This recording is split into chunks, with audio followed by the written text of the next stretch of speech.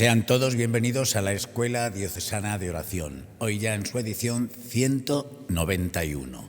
Vamos a aprender hoy a orar orando, como dice don Francisco, con el Salmo 141, que dice así: Señor, te estoy llamando, ven deprisa, escucha mi voz cuando te llamo, suba mi oración como incienso a tu presencia, el altar de mis manos como ofrenda de la tarde. Coloca, Señor, una guardia en mi boca, un centinela a la puerta de mis labios. No dejes inclinarse mi corazón a la maldad, a cometer crímenes y delitos, ni que con los hombres malvados participe en banquetes. Que el justo me golpee, que el bueno me reprenda, pero que el ungüento del impío no perfume mi cabeza. Yo seguiré rezando en sus desgracias. Cuando caigan en las duras manos de sus jueces, escucharán mis palabras amables, como una piedra de molino rota por tierra. Queden esparcidos sus huesos a la boca de la tumba. Señor Dios, mis ojos están vueltos a ti, en ti me refugio, no me dejes indefenso. Guárdame del lazo que me han tendido, de la trampa de los malhechores. Caigan los malvados en sus redes, mientras que yo escapo ileso. Es el Salmo 141, una oración intensa de David donde pide protección espiritual y ayuda para mantenerse fiel en medio de personas malvadas o situaciones difíciles. Y estos son, como siempre, los puntos más importantes de este salmo. Primero, oración urgente a Dios. El salmo comienza con un clamor inmediato: Señor, a ti clamo, apresúrate a mí. David muestra su confianza total en Dios y la necesidad de ser escuchado rápidamente, y enseña la importancia de acudir primero al Señor en momentos de presión. Segundo, la oración como incienso, uno de los versículos más conocidos: suba mi oración como incienso a tu presencia. La imagen del incienso expresa adoración, reverencia y una oración agradable a Dios. Relaciona, por tanto, la oración personal con el culto del templo. En tercer lugar, el cuidado con las palabras. David pide: pon guarda a mi boca. Reconoce que el peligro no solo viene de fuera, sino también de lo que uno dice. El Salmo subraya dominio propio, prudencia y pureza de corazón. Cuarto, no participar en el mal. David pide no dejarse atraer por las obras de los impíos, no compartir sus prácticas, no dejarse seducir por las ventajas injustas y mantener integridad aún bajo presión. Es una llamada a la fidelidad moral. Quinto, corrección del justo. Hay una idea muy profunda: que el justo me castigue será un favor. David valora la corrección sincera de personas justas, enseña humildad y apertura a la corrección fraterna. Y sexto, confianza en la protección divina. Aunque describe trampas y peligros, termina confiando en Dios. En ti, oh Dios, están puestos mis ojos. El Salmo concluye con esperanza y dependencia total del Señor. Por eso sus temas centrales son oración constante, pureza de labios y de corazón, resistencia ante la tentación, humildad para aceptar la corrección y confianza en Dios en medio del peligro. Escuchamos ahora las líneas bíblicas de nuestro profesor de Biblia, don Rubén, y a continuación la catequesis de don Francisco. Seguimos avanzando en nuestra escuela de oración, aprendiendo a rezar con los salmos. En esta tarde nos acercamos al Salmo 141, que se nos acaba de proclamar. Como sabéis, me gusta dar 3 pasos que nos ayuden a profundizar y a entrar con mayor densidad y aprovechamiento en este texto sagrado. En primer lugar, hablaremos un poco de ubicarle en su contexto histórico y algún apunte sobre el género literario. En segundo lugar, cómo se organizan las ideas y afirmaciones de este salmo y, por tanto, explicaremos un poquito su estructura. Y, finalmente, sabéis que me gusta detenerme en algún elemento significativo que nos ayude a acoger la profundidad teológica iluminada por el Nuevo Testamento de este salmo. Género literario. Pues clarísimamente, a ti grito, Señor, escucha mi clamor. Estas palabras con las que se arranca el salmo nos invita a verlo como una súplica, Una súplica en la que el orante le abre su corazón a Dios y le pide ayuda en una situación difícil. Si bien la continua referencia al mal ejemplo de los malos, de los malhechores, la tentación que muchas veces parece que a los malos les va bien y a mí me va mal, entonces a lo mejor me compensaría ser un poco más malo, ¿no? Lo que oímos en los pueblos, ¿no? Eres tan bueno que es que eres tonto, ¿no? Pues entonces hay veces que uno dice, pues a lo mejor me interesaría un poquito más de esta astucia y esta maldad, ¿no? Y también todo el tema de Señor, haz justicia, ¿no? Estos tres elementos son típicos de la literatura sapiencial. Por tanto, si tuviéramos que catalogar este salmo, yo me atrevería a decir que es una súplica, porque propiamente el orante se dirige a Dios, pero con este tono sapiencial, de la importancia de una vida buena o una vida influenciada por la maldad. En cuanto al contexto histórico, el título nos dice que es de David, y aquí los estudiosos no se ponen de acuerdo. Algunos dicen que algunos términos hablan de un lenguaje arcaico y por tanto podría ser de la época de David.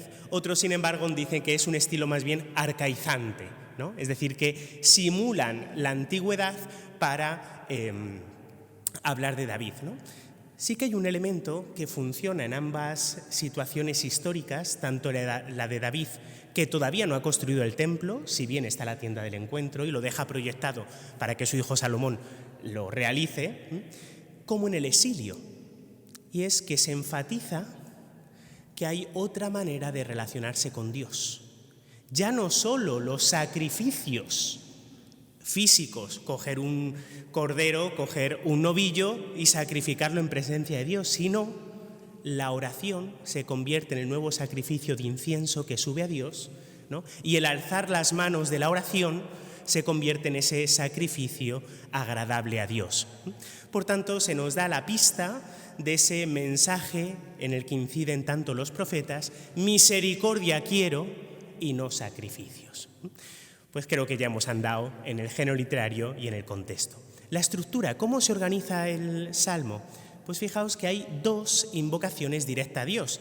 La encontramos al inicio, en los 2 primeros versículos: a ti grito, Señor, escúchame. Y un nuevo grito lo escuchamos en el versículo 8. Por tanto, podemos decir que es un salmo en el que se recogen 2 peticiones de súplica. Tras este grito, fijaos que encontramos 2 elementos en ambas súplicas. El primero nos habla de la inocencia del orante y le pide a Dios protección frente al mal que está experimentando. En la segunda parte, le pide a Dios que haga justicia y haga desaparecer a los malos. Esta estructura de ayúdame, Señor, libra del mal, ¿no?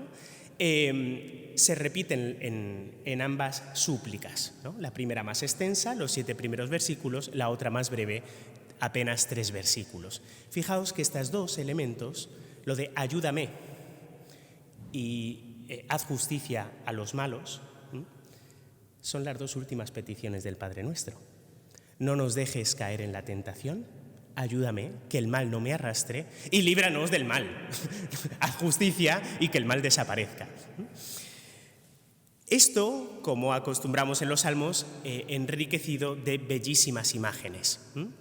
Me detengo simplemente en un elemento, ¿no? Ambas súplicas, especialmente cuando habla de la inocencia, usa un término, el verbo samar, que es guardar, custodiar. En la primera súplica es: guarda mis labios de la maldad. Porque igual que nos dice el apóstol Santiago, e igual que hay numerosos proverbios, muchas veces, y como decimos comúnmente, por la boca muere el pez, ¿no? La manera más factible o más común de hacer daño muchas veces es con la boca, ¿no? Entonces, guardemos nuestras palabras y hablemos de lo que tenemos que hablar, pero no para herir al hermano. Y lo mismo aparece en la segunda súplica: custódiame, guárdame, pero esta vez de las fuerzas del mal, que no de las redes que han tendido sobre mí, que no caiga en la trampa del maligno. Dame agudeza y discernimiento para no caer en las trampas del mal. Pues creo que con esto queda un poco explicada la estructura. Y un detallito a compartir con vosotros. Mirad, Este salmo es famoso por dos cosas. Una muy técnica, ¿no? Porque hay 3 versículos que desde el punto de vista de la crítica textual es el quebradero de cabeza, porque el texto ha llegado bastante corrompido y averiguar lo que decía el texto es bastante complicado, ¿no? No voy a entrar en ese detalle.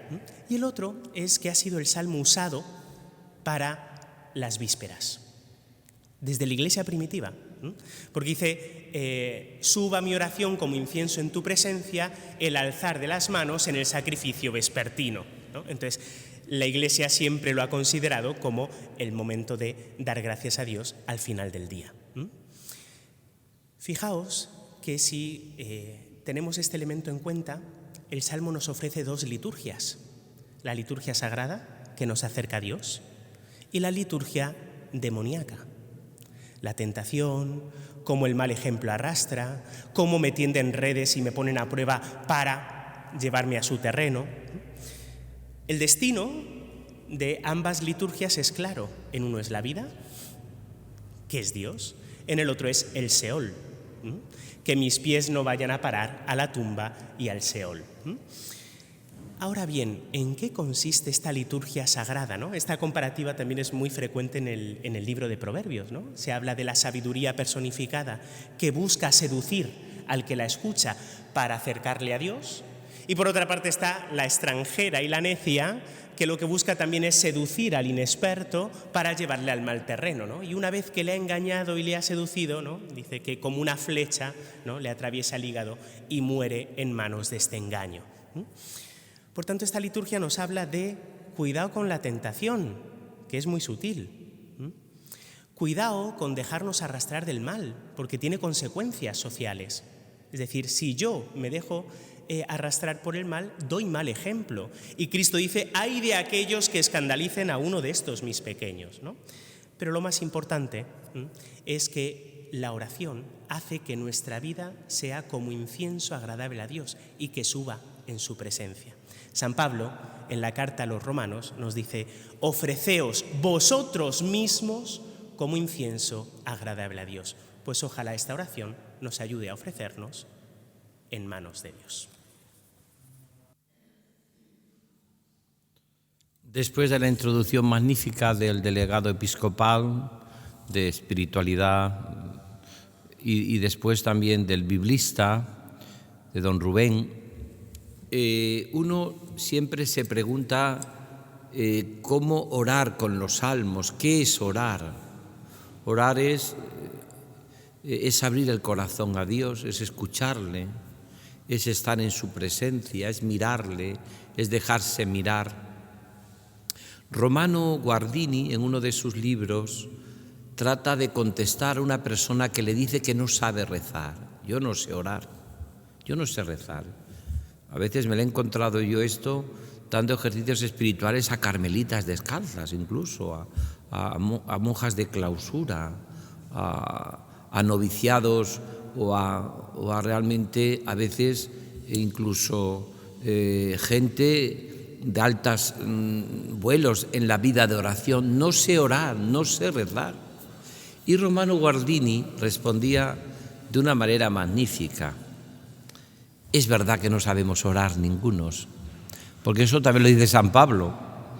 Por eso es el lema de nuestra Escuela Diocesana de Oración, que se acerca a cumplir ya 200 catequesis, 195 era hoy, lo cual significa que gracias a Dios vamos cumpliendo todo el objetivo que era aprender a orar orando. Volvemos a retomar la pregunta que le hacían a Romano Guardini. No sé orar. Y le decía Romano Guardini, fijaros qué bonito, ¿cómo dices que no sabes orar? ¿Cómo dices que no sabes orar? Pero tú, por ejemplo, sabes decir te quiero, o sabes decir gracias, o sabes decir lo siento, o sabes presentar tus manos, o sabes dejarte mirar, o sabes mirar con una mirada de amor y de misericordia, o sabes escuchar, o sabes poner tus manos abiertas a la misericordia. Por tanto, decía Romano Guardini, por tanto sí sabes orar. Sabes amar, sabes decir te quiero, sabes decir aquí estoy, sabes pensar en Dios, sabes escucharle, sabes estar a su lado, por lo tanto sabes orar, sabes orar. Por eso la clave de toda nuestra vida y de toda nuestra existencia es siempre, si queremos aprender a orar orando, tenemos que saber que Dios ha puesto en el corazón humano también un deseo de ver a Jesús. Eso que le dijeron preciosamente aquellos griegos a Felipe, queremos ver a Jesús. Y este es el deseo del corazón humano, y este es el deseo de todo orante, y este es nuestro deseo. Por tanto, Romano Guardini contestaba bien a aquel que le decía que no sabe orar. Claro que sabes orar, claro que sabes decir te quiero, que sabes pensar en Dios, que sabes pedir, que sabes callar, que sabes escuchar. Como las actitudes de este Salmo de hoy 141, sabes desde la mañana, te busco al amanecer, a la hora de la tarde, en la ofrenda de la tarde, en la noche, por ti madrugo, por ti, Señor, me levanto a medianoche a orar, a estar contigo. Sabemos orar, pero a la vez tiene razón este que le preguntaba a Romano Guardini, que él no sabía orar, porque lo dice San Pablo también. Es el Espíritu Santo el que nos enseña a orar, podríamos decir, cada día. Cada día aprendemos a orar, porque es un misterio y un arte orar. Es ponerse en sus manos y a la vez poner alma, vida y corazón en esa relación con Dios.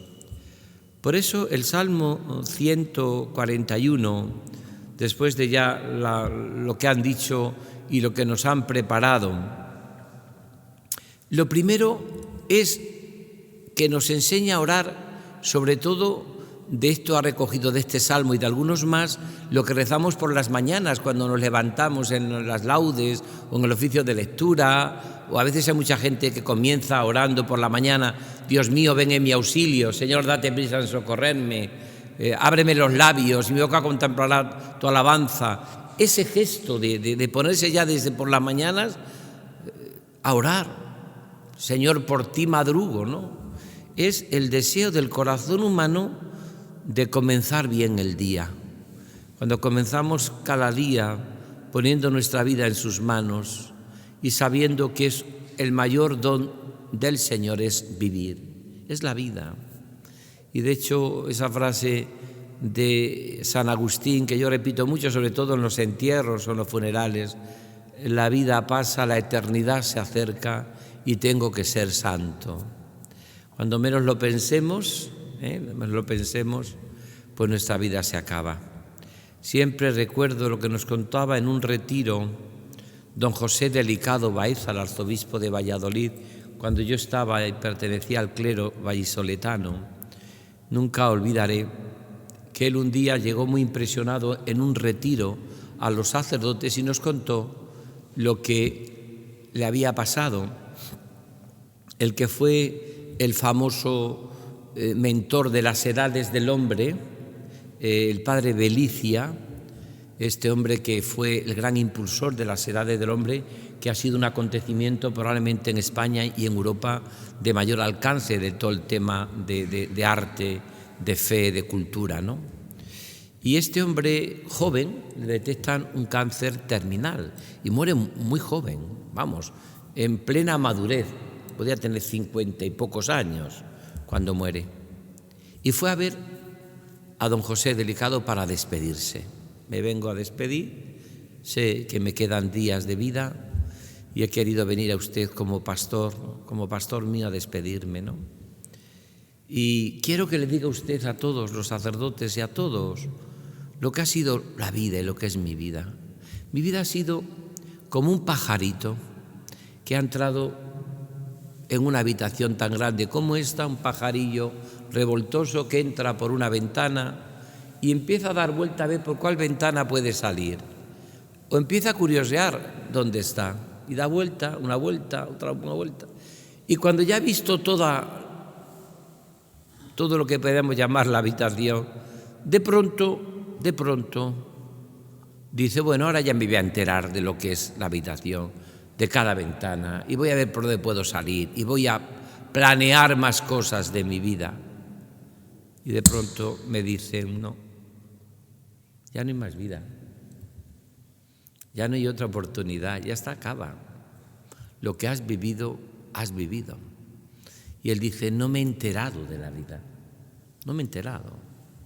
Por eso qué importante es en nuestra vida de oración que nos ayude a vivir de veras lo que es nuestra vida, lo que es nuestra vocación, lo que es el deseo de santidad, lo que es vivir la vida con los sentimientos del corazón de Cristo. Porque esto es como cuando menos lo pensemos, no nos enteramos. Por eso voy a decir las claves de este Salmo 141, que forma parte de esos salmos que son a la vez, se pueden orar al amanecer, aunque él habla de la ofrenda de la tarde, al atardecer. No olvidéis que al atardecer, ¿qué ocurre al atardecer orante? Por el momento, el acontecimiento más importante de Jesús, el Jueves Santo, entra realmente en el cenáculo y ahí instituye la Eucaristía. Por tanto, el Salmo viene a hablar de que todos los momentos son buenos para orar.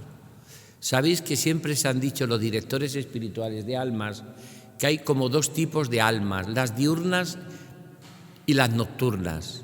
Podemos esto decir hasta psicológicamente que es así.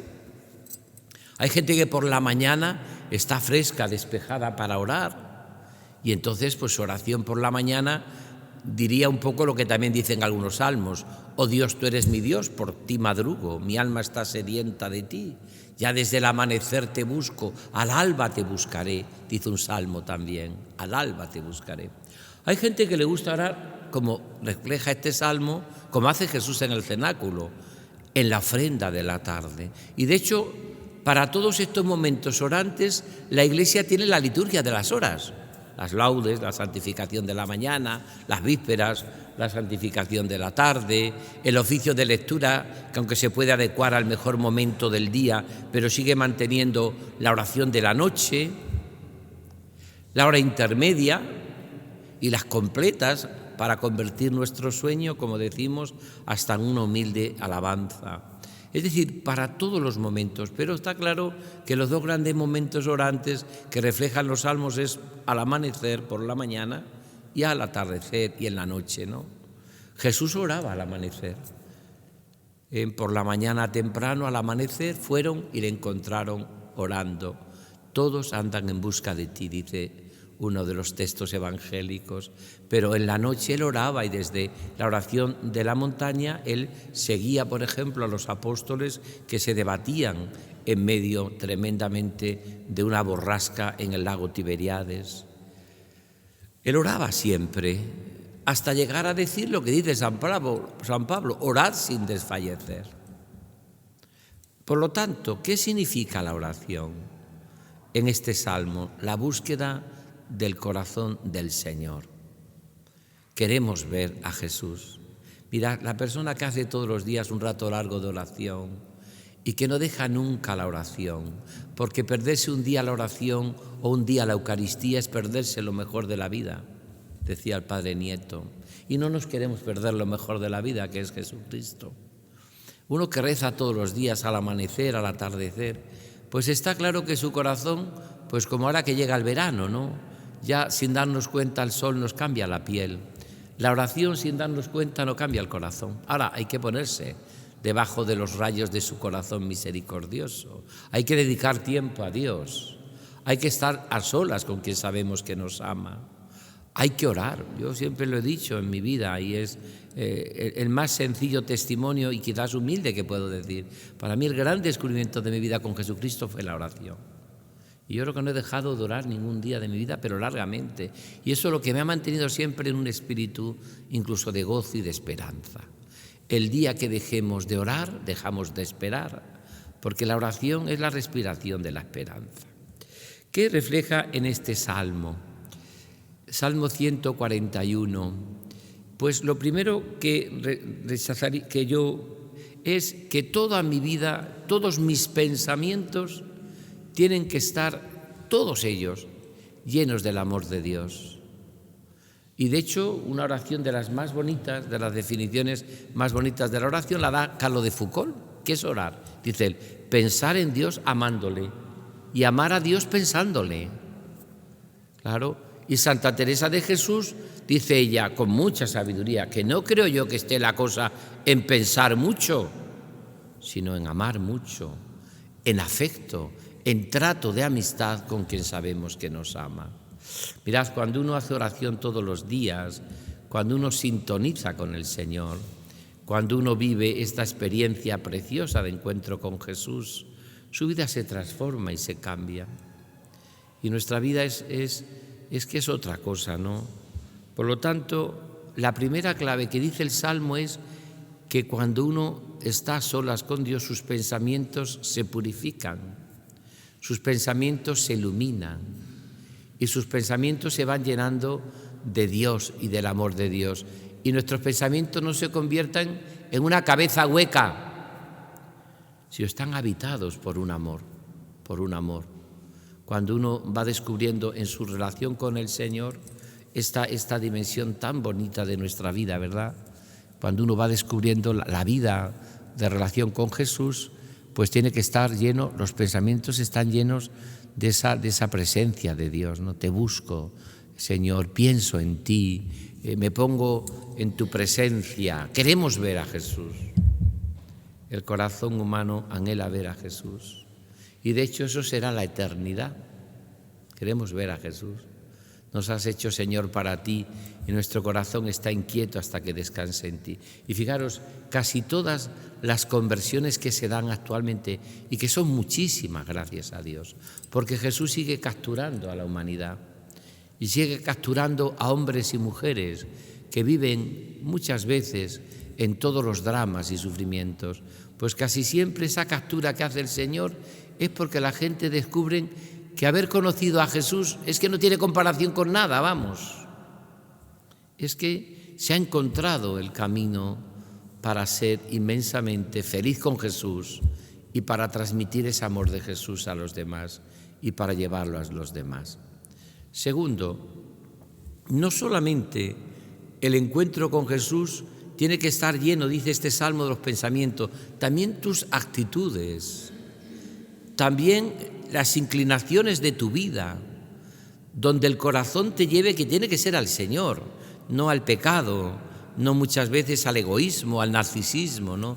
Donde el corazón te lleva, que te tiene que llevar, cuando uno hace oración, a la intimidad con Jesucristo, a la vida trinitaria, en la habitación de la Trinidad, a vivir con gozo la presencia de Jesús en tu vida, a vivir la caridad con los demás. Yo cada vez que llamo a Dios Padre, Él me pregunta, ¿dónde están tus hermanos? Es una auténtica blasfemia decir que uno que ora se olvida de los hermanos. Es más, habría que decirle a muchas veces a la gente, a veces en las familias, que si tenemos un poco preocupación porque mi marido reza mucho, o mi mujer va mucho a la iglesia, o mi hijo va mucho con un grupo de jóvenes y se ve que reza, o he visto que una hija mía reza mucho la liturgia de las horas y va a misa, deberíamos de dar gracias a Dios, porque cuanto más cerca esté de Dios esa persona, más cerca estará de mí. Más cerca estará de mí, porque Dios no le va a impedir que se acerque a mí. Que ame, si eres esposo, a tu mujer o a tu hija o a tus hijos. ¿Cómo le va a impedir que te ames? Al contrario, te va a llevar a que ames más. Y pasa lo mismo en tu comunidad religiosa. Si eres religiosa, o en tu parroquia, o en tu grupo. Cuanto más cerca estoy de Dios, los más beneficiados son los demás. Y cuanto más me aleje de Dios, los más perjudicados son los demás.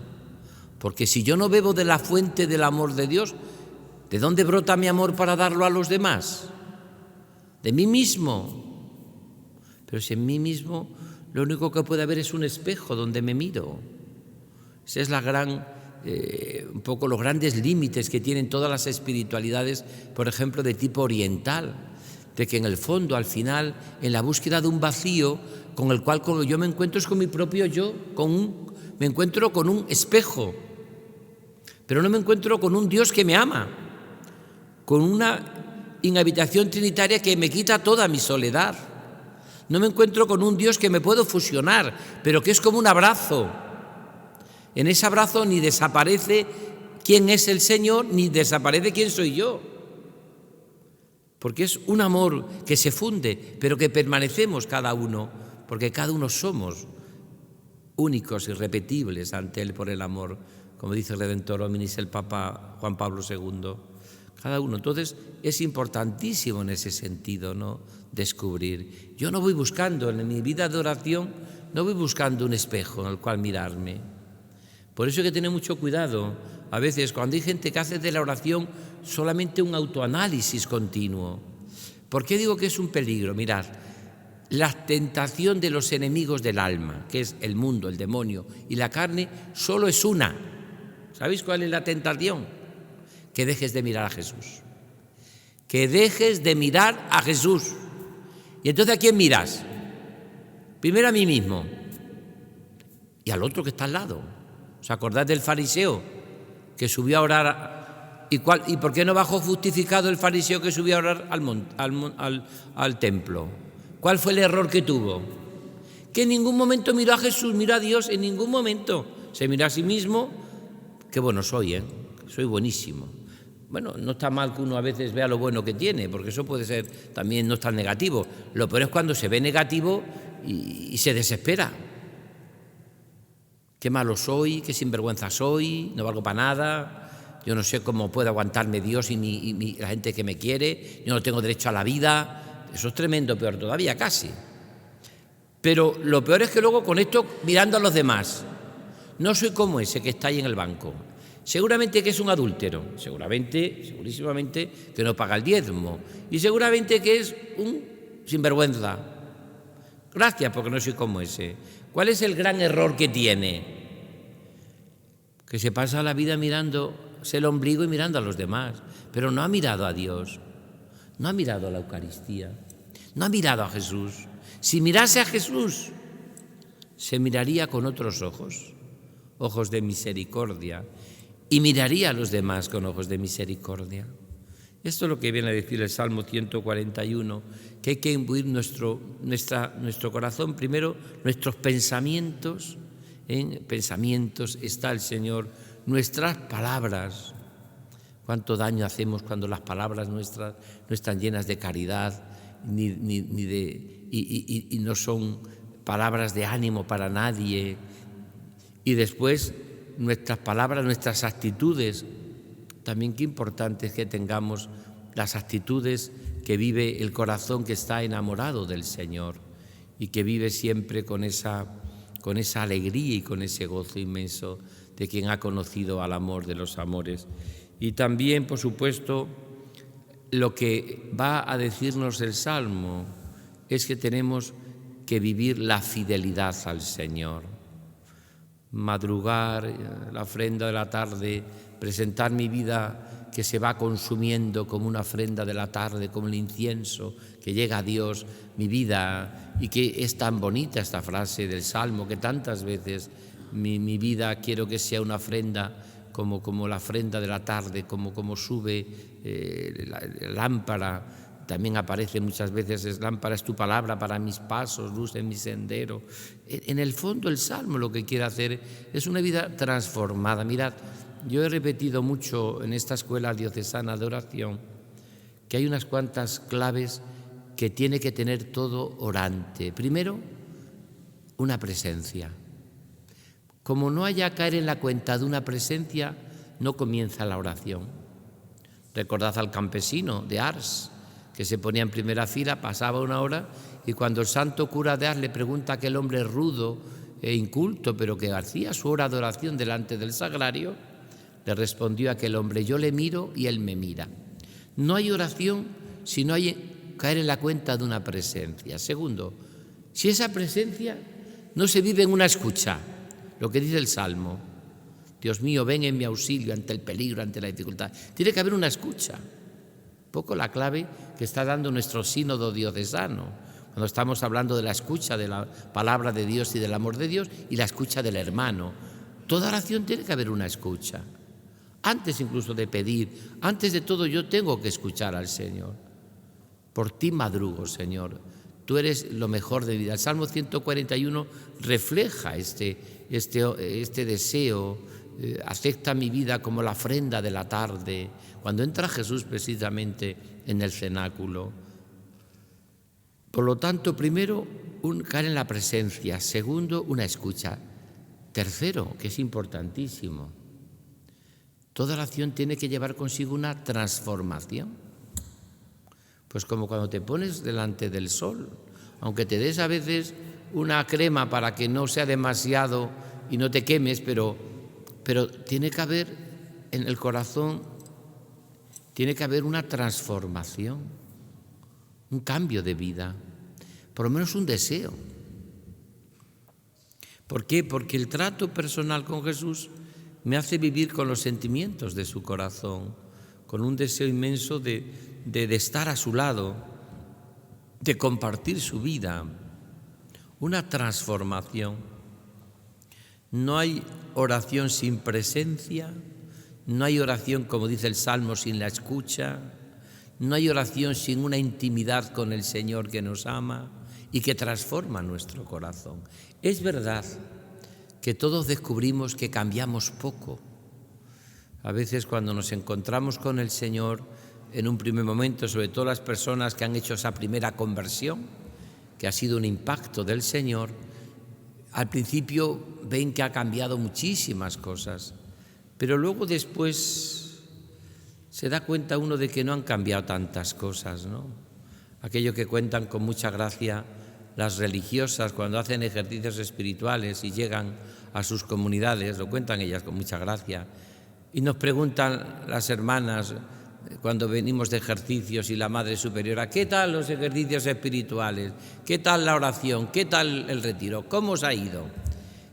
Y dicen todas con mucha gracia, el primer día después de los ejercicios, gloria al Padre. El segundo día después de los ejercicios, gloria al Hijo.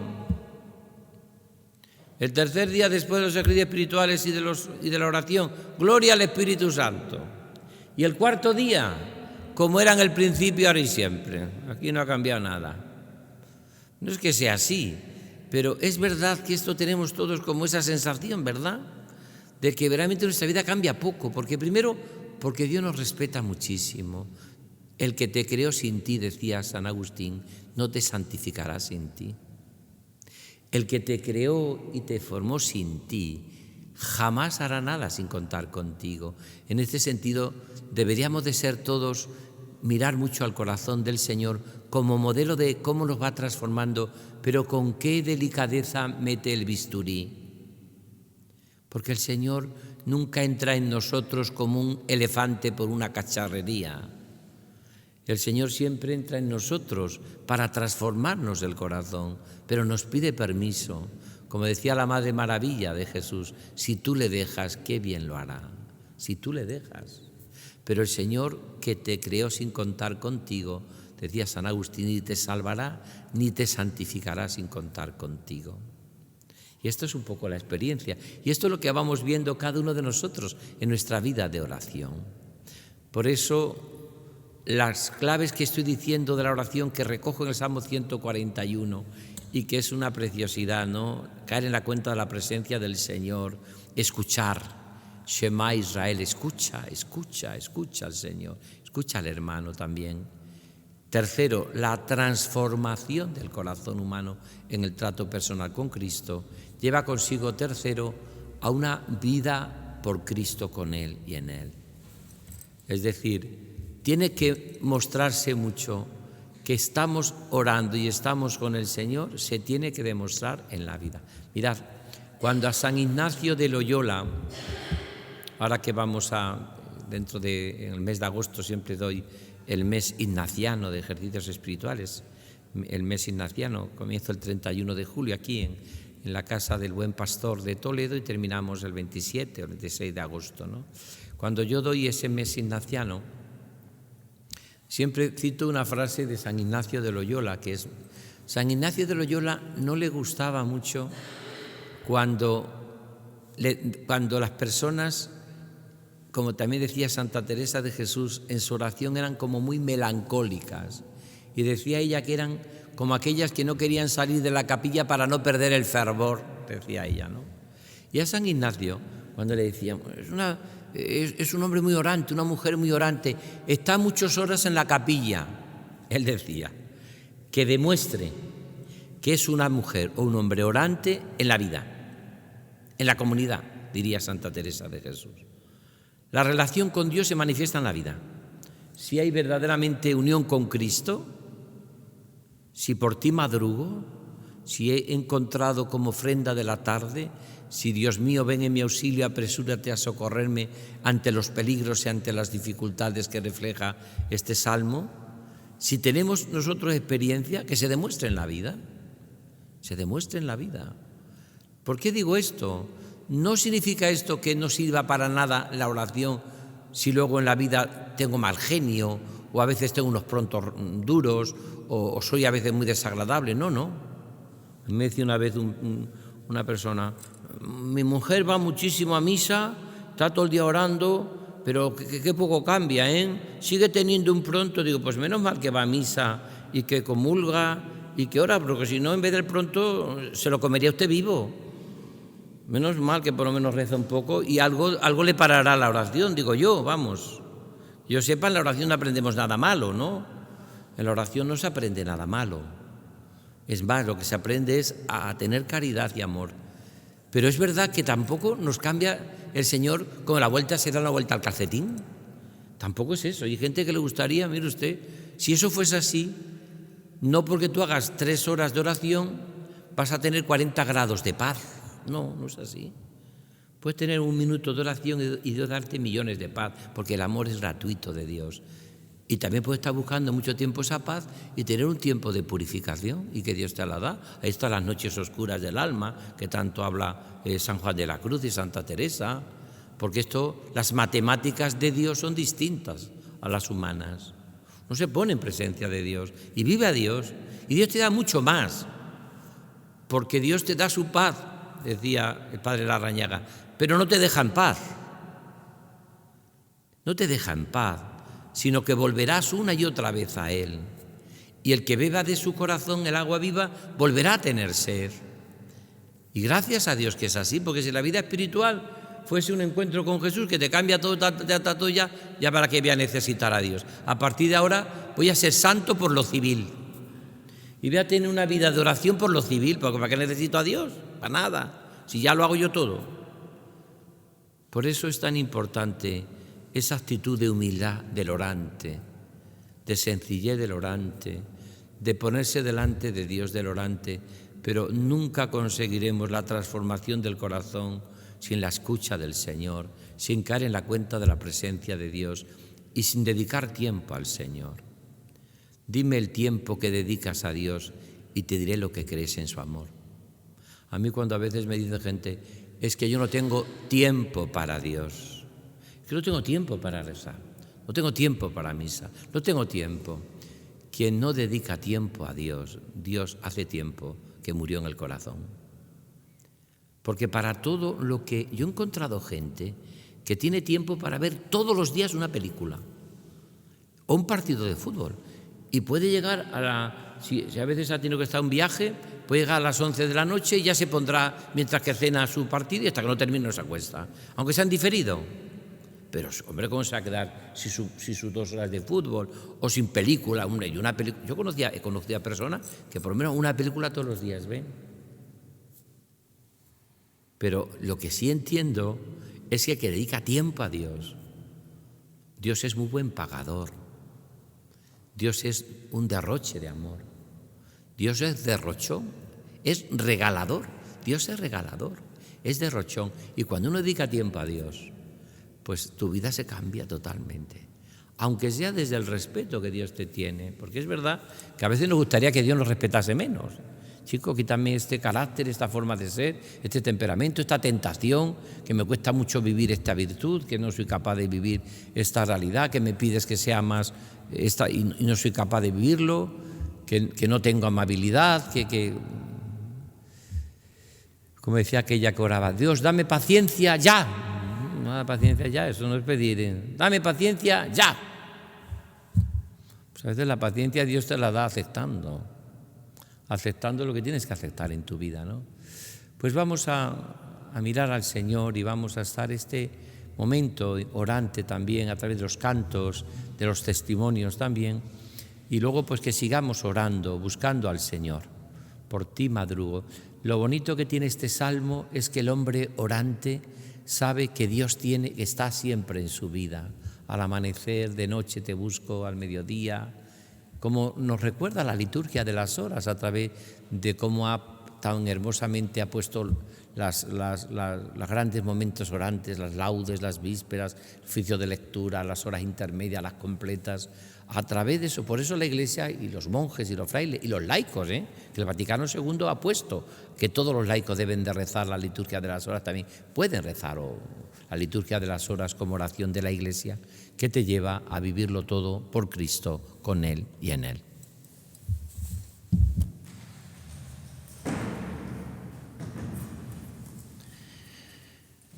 El testimonio de esta tarde nos lo va a ofrecer la hermana Ana María Arcos Hernández.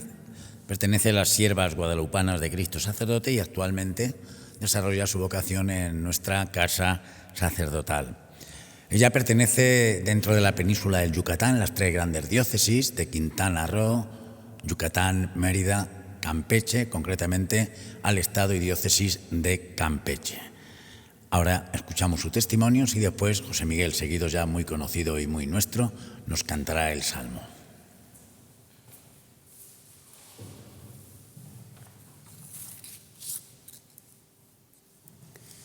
Agradezco infinitamente a nuestro amado Señor, aquí presente en el Santísimo Sacramento del altar, esta oportunidad que me dan de hablar de mi sencilla experiencia como sierva guadalupana de Cristo Sacerdote en esta gran tarea. Estoy junto a mis hermanas cumpliendo esta hermosa misión en la Casa Sacerdotal de Toledo, la de cuidar a los Cristos de la tierra, como lo decía nuestra fundadora. Como misión particular, nos unimos a la oración del salmista. Señor, te estoy llamando, ven deprisa, escucha mi voz cuando te llamo. Suba mi oración como incienso en tu presencia, el alzar de mis manos como ofrenda de la tarde. Ya que nuestro deber principal no es solo ofrecer nuestra vida a Dios por ellos, por los sacerdotes, sino también servirles en cuanto podamos. En este hogar de misericordia sus vidas han cambiado y la nuestra junto a ellos. Todo lo pequeño recobra sentido, hasta lo más insignificante, como el buscar el canal en el televisor, acompañarlos en sus momentos de sufrimiento por la edad, la enfermedad o fragilidad humana, el cuidado de su alimentación, el cuidado físico de su persona. Toda esta pequeñez de nuestros actos sabemos que es incienso, que es ofrenda entregada por ellos, para que Dios los sostenga con fidelidad y amor, aún en medio de todas las dificultades que tienen que enfrentar. Y no solo por los que residen ahí, sino en ellos por todos los del mundo entero y en particular los de esta arquidiócesis. En mi tarea diaria también soy testigo de su confianza en la protección divina. Han dejado todo por servir a Dios y en medio de sus flaquezas se esfuerzan por ser portadores de fe, esperanza y amor. Y sin reserva se han entregado y siguen entregándose en el silencio hasta que llegue el momento de entregar el último aliento. En su vida han encontrado muchas trampas y peligros. Es por eso que necesitan de nuestras oraciones y entrega diaria. No es mérito nuestro, es regalo de la providencia de Dios, que siempre está atento a las necesidades de sus hijos amados. Finalizo con esta petición para todos los que me oyen. No dejen orar por sus sacerdotes, son del mismo barro que tú y yo. Tienen una tarea muy delicada y hermosa, y en medio de un mundo que a gritos pide a Dios, están ellos para dárnoslo, para darnos a Cristo en la Eucaristía, Están ellos para darnos los auxilios espirituales. Están ellos para darnos esperanza, para escucharnos y un sinfín de más. Pero no debemos olvidar que también ellos necesitan. Dios les bendiga.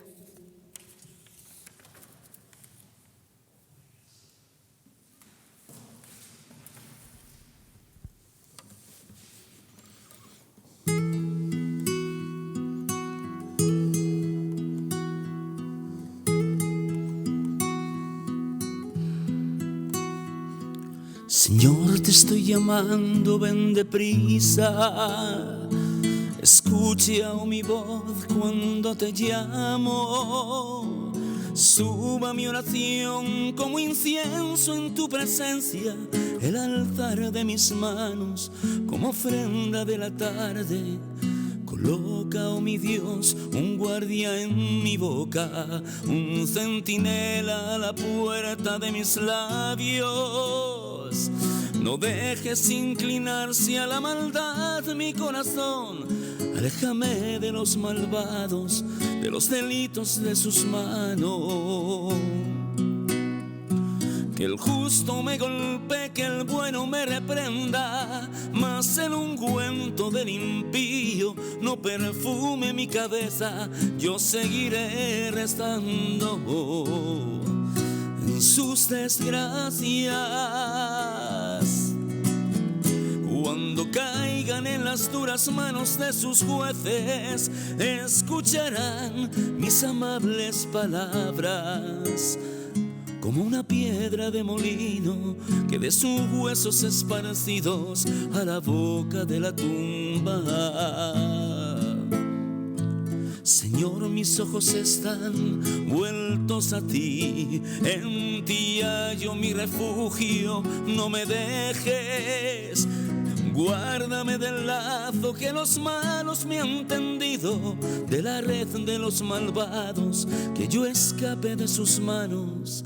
Señor, te estoy llamando, ven deprisa.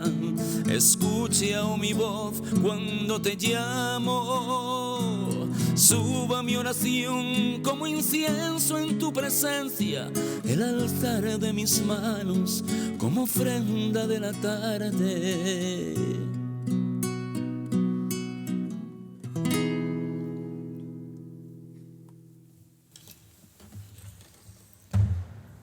Testimonio de esta hermana de nuestra querida Casa Sacerdotal de Toledo, Siervas Guadalupanas, también están en distintos lugares de la diócesis y que tanto agradecemos su labor, con este testimonio precioso de su vida entregada a los sacerdotes o a Cristo en los sacerdotes.